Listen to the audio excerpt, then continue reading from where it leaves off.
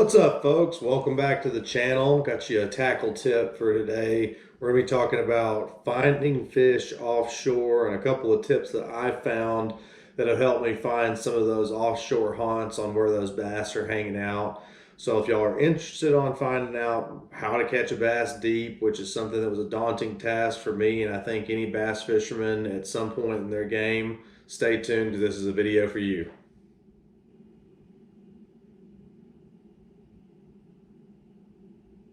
That's right.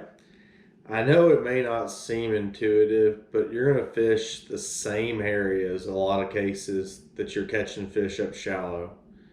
Just the main difference is you're going to be fishing out deeper. So, a lot of people when they get into a boat or when they get into a kayak, if you're a bank fisherman, this still applies for you. It's a little more difficult, but my buddy John Shin and a lot of people I know, myself included, have caught a lot of fish from the bank offshore, so it's definitely possible.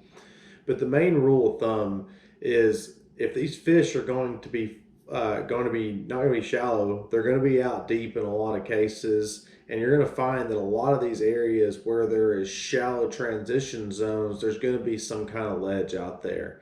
Now, keep in mind, offshore doesn't necessarily mean like you're fishing 30 or 50 feet of water or some specific depth. We could be talking about 8 foot of water, 10 foot of water, not necessarily that deep.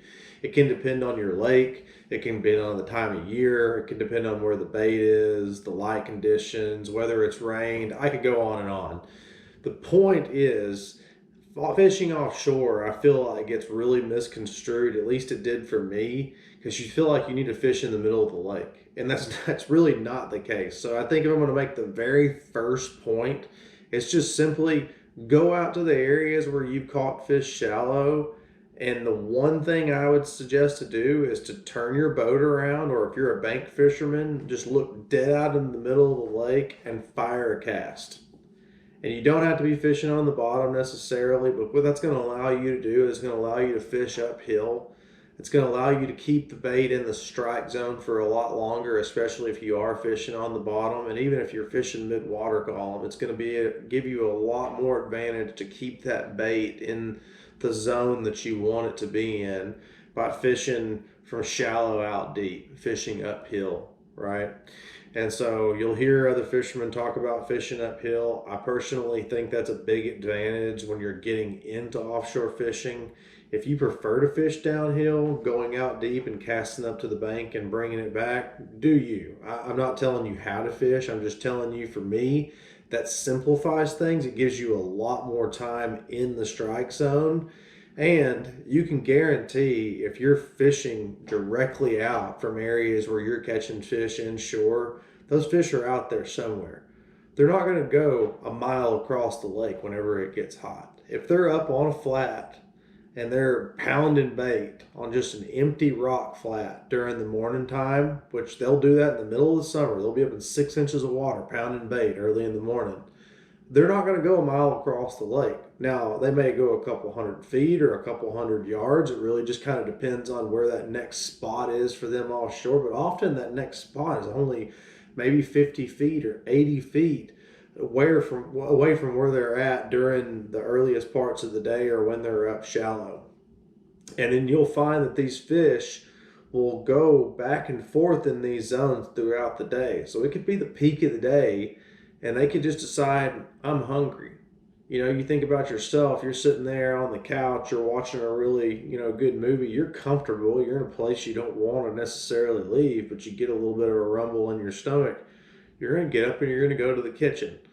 It's the same thing for a bass, right? When they get up and they get out of that deep water and they go up shallow, they're going to go eat. That's the only reason they're going up shallow whenever it's hot like this.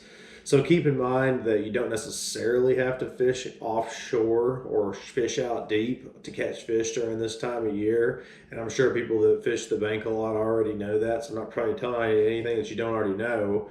But the point of this video really is how to find those fish offshore. And the first tip I can give you is to fish a lot of the same areas that you're fishing shallow. Now I'm going to transition over and I'm going to share with you on Google Earth how I quickly reference some of these areas so you can eliminate a lot of time looking around. You want to do a lot of your planning before you get on the water, and this tip right here is going to save you a lot of it. So watch this. All right, I figure if I was going to show y'all a Google Earth Pro video, I might as well show y'all a lake that's super popular right now. That's right, Lake Ivy, catching a lot of big bass out of there. So how do we use Google Earth Pro? First things we're going to be looking for are probably obvious if you fish a lot, but maybe not if you don't fish a lot or you just started fishing. First thing you're going to look for is Concho Park Marina because that's where Josh Jones launches out of. No, I'm just kidding. You're going to look for main lake points.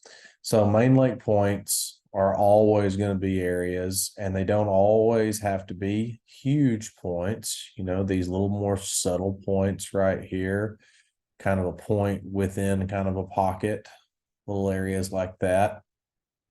So, those areas are always going to be good. But when you're looking for offshore fish, obviously you're not fishing up in pockets. A lot of times you're going to be fishing main lake. So I would cut out any area where there's a pocket. It's not to say there's not fish up in there, but if the fish are up shallow in there, you're going to be wanting to fish more kind of these ledges off of these points. That's where these fish are going to push out whenever they push deep. So that's kind of an area. If you're catching fish up into a creek or a little pocket, look out kind of towards the mouths of them off the points. Look off of main lake points, look off where there's channel swings. I'm going to show you here in a minute how you can use an Avonix app or any kind of contour map to couple with these images to find out exactly where these channel swings are. But you can see it in the bank here. It's obviously cut out from that river coming through here over time. Same thing right here. You've got a point right here coming off of what looks like a channel swing. That's got to be good. You got this little area right here, which creates a nice little line. I like that. Not sure exactly what's going on, but fish are gonna, that's a point, you know, to a fish. That's just another area. You can see a lot of good timber in there. But, you know, these are probably areas where you're fishing up with, you know, whatever bait of your preference earlier in the year, and you're smashing fish off of these main lake points. Same thing, you're just going to fish out deeper here. And these images are going to help you find these areas where you can kind of pick an area where you want to fish. Like, for instance, this bank right here, you've got 1, 2, 3, 4, 5, 6, 7 points. You could argue maybe there's another one right in there somewhere, you know, 7 or 8, but there's 7 good points right in there. You know, you've got another area right over here, right over here. This area of the lake would be a great area to fish. Also, ways I'll use Google Earth Pro is I'll look for natural shade lines, whether that's created by like a bluff wall, or in this case, there's going to be some shade off of the back side of this island, depending on what time of the day. So sun's going to rise in the east over here. You're going to get some shade during the morning time, the afternoon. You're going to get shade on the back side of this island. Same thing with this point. You're going to get more shade over on these areas. And so, you know, fishing offshore doesn't necessarily have to be out here in the middle of this lake. It could just be kind of fishing like right over in here, which is going to be some deeper water. And technically that's offshore.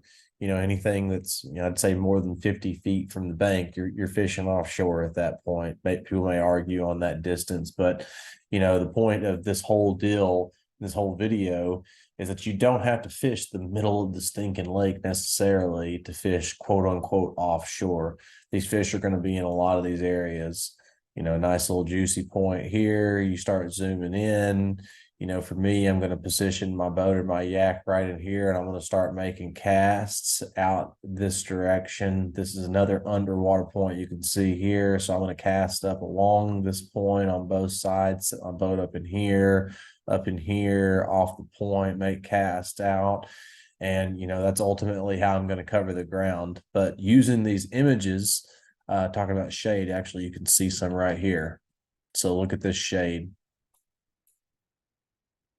Using these images, you can see all this stuff. So you don't have to go out and determine like, oh, okay, do I want to fish this area or not? I can see there's rock in this area. I know this rock is probably coming offshore somewhere. There might even be some boulder patches out here. So again, this is an area, this whole bank, I'm going to go scan it, There's like a little ditch right here. So obviously there's probably some underwater stuff going on of some sort underneath there.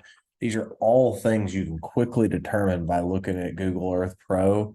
And that's the whole point of this particular segment. I'll get into a full deep dive of how I use it and specific things I look for.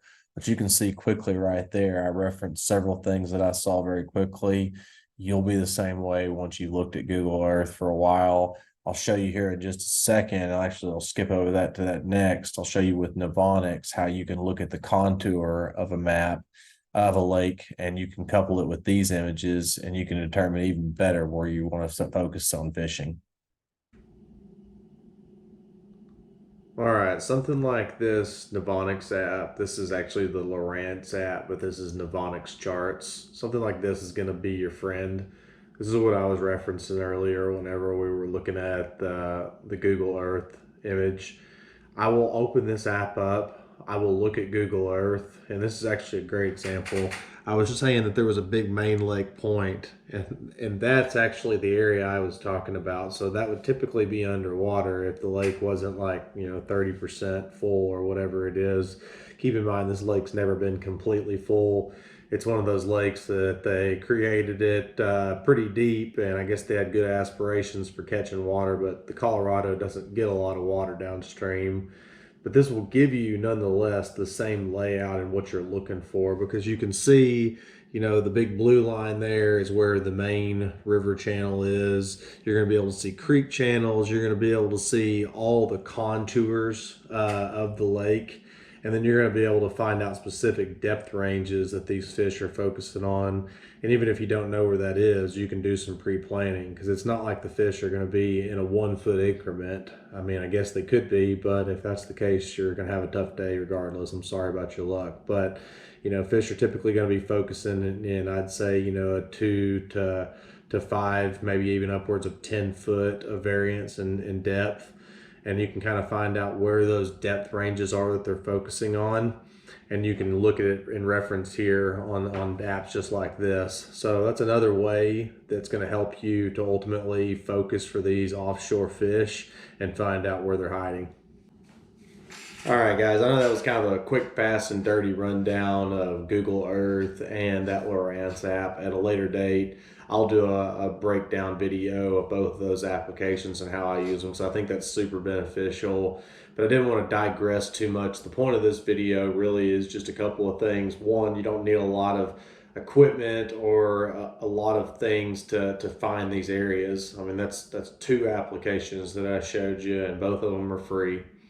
I'll put in the description of this video, I'll put the names of both of those applications. I mean, it's pretty simple. It's Google Earth Pro and it's Lowrance. But I'll put them both down in the description just in case anybody doesn't know. As always, if y'all have questions, y'all can put them in the comments. I'm happy to help. I'm not tight-lipped with my information. I want to help y'all catch fish.